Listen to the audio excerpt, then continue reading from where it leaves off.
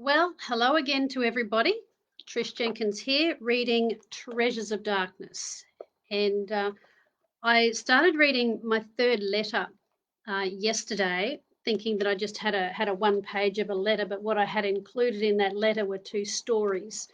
So they're just 2 pages, so those are what I'll read for you today. Okay, this one I've called The Milk Story. And it's about when my flatmate, my Sally, was being given a hard time. During the first week in S9, my cellmate Amanda was being picked on whenever I was not near her. She was hassled over her place in the line for the phone and had had nasty things said to her in passing. To make matters worse, Amanda had her milk stolen twice. We're each issued with a 600ml carton that's about 20 ounces at lunchtime each day, and our cell number is written on them, and they all go into one fridge in the kitchen. Oh, Regina, if you're there, she's just tried to ring me. I'm on Facebook now. Okay. So it's those smaller cartons of milk, and so our cell number is put in whatever cell I can't remember our cell number. It was like might have been number 6. So it'd be 6A and then 6B. So which was written in Nico pen, and then it would go into a communal fridge so that we can make cups of tea and things. So right, so her milk was getting stolen. And I was mad that Amanda had lost her milk 2 days in a row. And I knew the spiritual forces behind these women would not pick on me because I'm strong. It's strange because at school, uh, I didn't have any strength, and the mean girls were mean, and I didn't get picked on a lot, but I wasn't someone that you'd think, oh, don't mess with her. It wasn't like that. But here, um, for some reason, they just didn't at the time. Well, when they did backstab me, it was really sneaky. It wasn't so obvious. Although I did have some women get in my face, but this was not.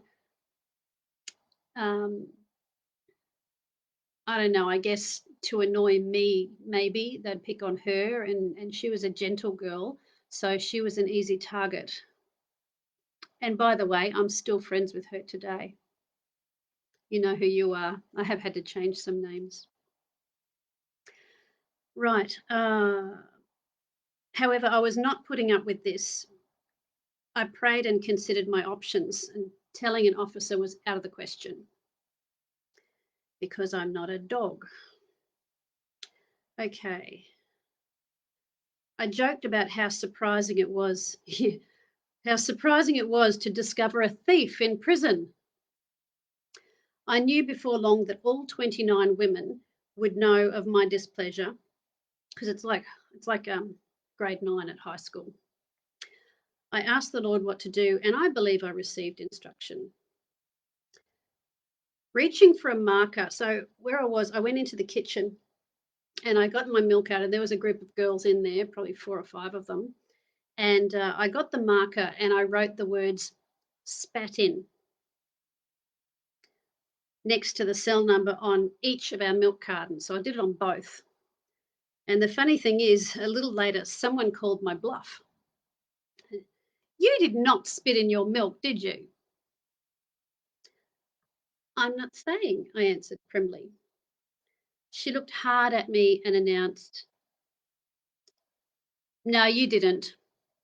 Hey, Regina, good to see you on here. Sorry I couldn't answer the phone.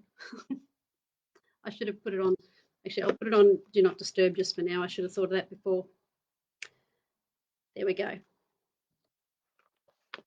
All right. Okay. So someone said, You didn't do that.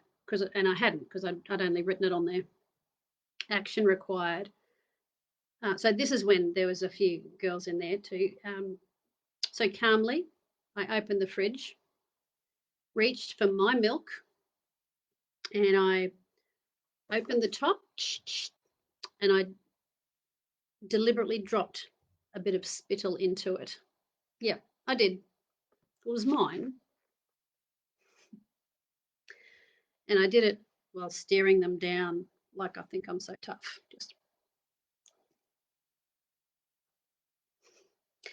I then just as calmly put it back. Ew, that's disgusting. Yeah, well, nobody's going to take our milk again, are they? I walked away knowing it would take less than 1 minute for the event to buzz around. Amanda and I spent the evening praying the word and blessing our antagonists. Yeah, so we would keep doing that. And even today, when I do a workshop for a church, I talk about how to get revenge on the devil and doing the opposite of what he would want you to do. So we did. We prayed and we prayed blessing on those mean girls. The next day was a new day and the bitchy spirit was gone. So I think for some of you that's a swear word, but it's the only way to describe it. They were just bitchy, mean, nasty. If only I'd had the same guts in high school. It certainly felt like grade 9.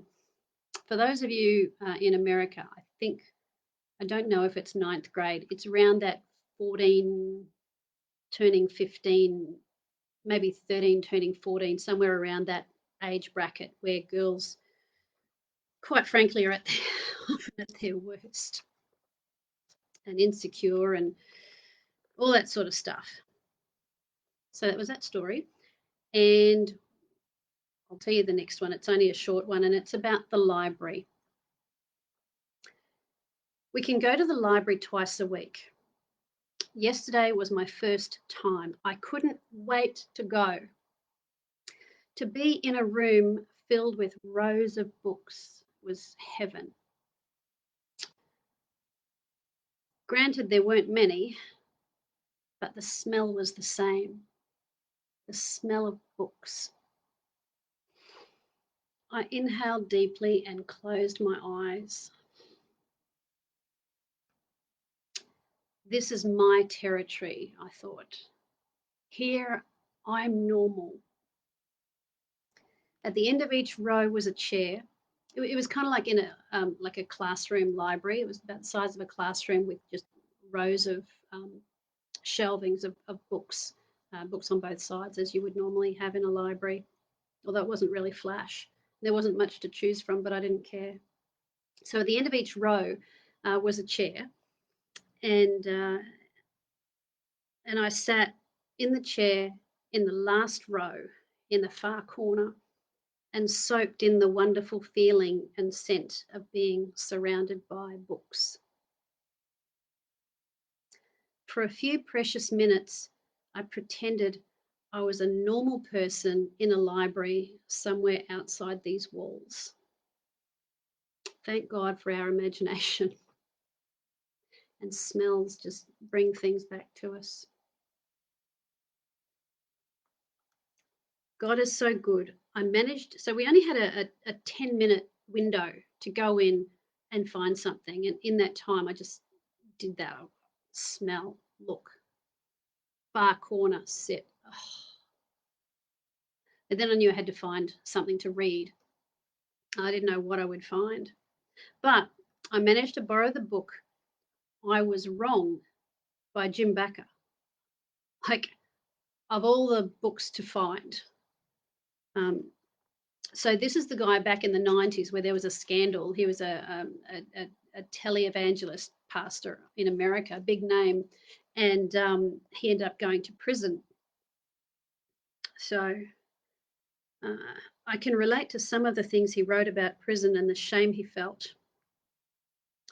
I'm thrilled that God placed that book just where I would find it in the 10 minutes we were allotted to be in there. Yeah, I can relate to the shame, just the embarrassment that your biggest failing is public. Imagine yours. Imagine your worst failing, the thing that you've done that's wrong, in whoever's eyes, might not be a legal thing, but something else that if you could undo it, if you could go back, you would. And it's something that everybody would disapprove of. And imagine that in the public realm. And you get punished publicly for it. It's like you just want to be invisible. Well, in a way, I was.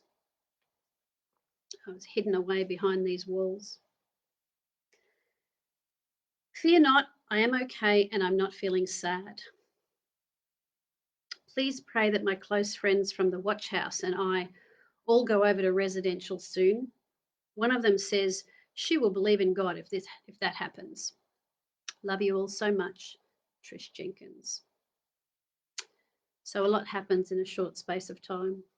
The next letter that I wrote was on the 12th of February, and this one had been the 10th. So I was writing pretty regularly.